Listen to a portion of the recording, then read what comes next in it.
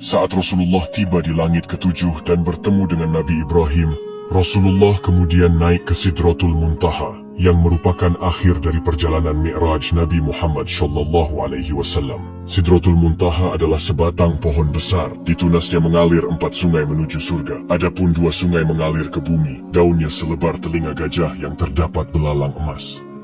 Namun, perjalanan Rasulullah naik ke Sidratul Muntaha tidak ditemani malaikat Jibril. Malaikat Jibril menolak menemani Rasulullah naik ke Sidratul Muntaha dengan alasan batas kemampuannya hanya sampai di langit ketujuh. Jika malaikat Jibril memaksa masuk ke Sidratul Muntaha, maka ia akan hancur.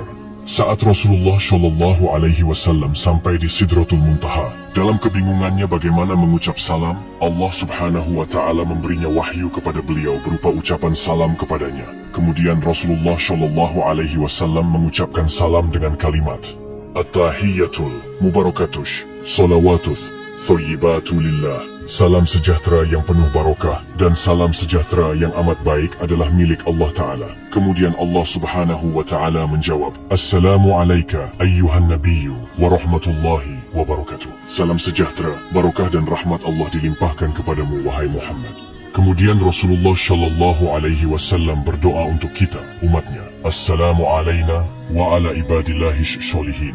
Kesejahteraan semoga terlimpah kepada kami semua hamba Allah dan hamba-hambanya yang soleh.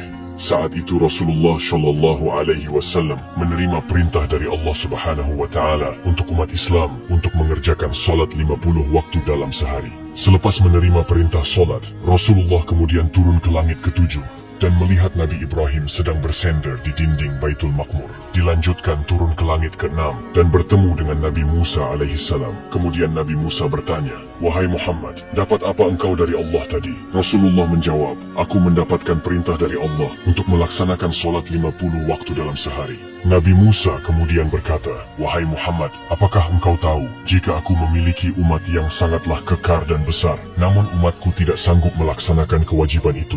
Lalu bagaimana dengan umatmu yang kecil? Kemudian Nabi Musa menyarankan Nabi Muhammad untuk kembali menghadap Allah meminta keringanan.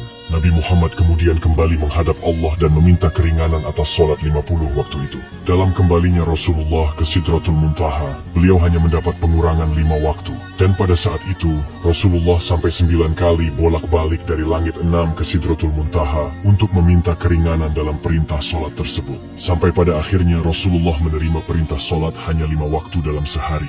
Kemudian turun dan menemui Nabi Musa. Dan saat itu juga Nabi Musa kembali menyarankan Rasulullah untuk kembali menghadap Allah meminta keringanan lagi. Namun Rasulullah enggan melakukan itu karena malu kepada Allah yang sudah 9 kali bolak-balik meminta keringanan. Dengan senyumnya Rasulullah berkata, Aku sudah diberikan oleh Allah yang paling pokok 5 waktu. Dan Allah telah menetapkan untuk setiap satu waktu itu bernilai 10 waktu. Di tanggal 27 Rajab ini, di mana malam itu, Rasulullah SAW mendapatkan hadiah dari Allah untuk umatnya berupa salat wajib 5 waktu. Maka dari itu sahabat yang dirahmati Allah, jangan pernah mengabaikan hadiah dari Allah ini yaitu salat. Karena salat adalah tiang agama. Maka siapa yang mendirikan salat berarti ia menegakkan sendi-sendi agama. Dan siapa yang meninggalkan salat berarti ia telah meruntuhkan sendi-sendi agama.